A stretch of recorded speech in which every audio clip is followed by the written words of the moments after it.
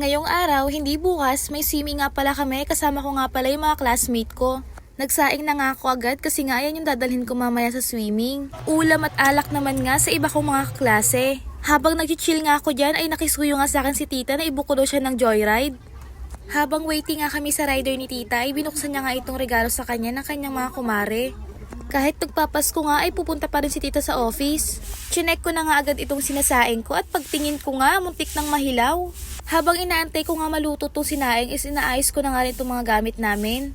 Habang nag-aayos nga ako ng gamit is biglang pumunta itong pamangkin ng boyfriend ko na si Rafael. What? Nung malapit na nga maluto yung sinasaing ko is sinugasan ko na nga itong lagayan. Luto na nga yung kanin at kailangan na natin itong isalin. Ba't ka pa nagsaing kung di mo naman ito isasalin? Common sense, idiot! Habang inaayos ko nga itong lahat ay sinabihan ko na nga yung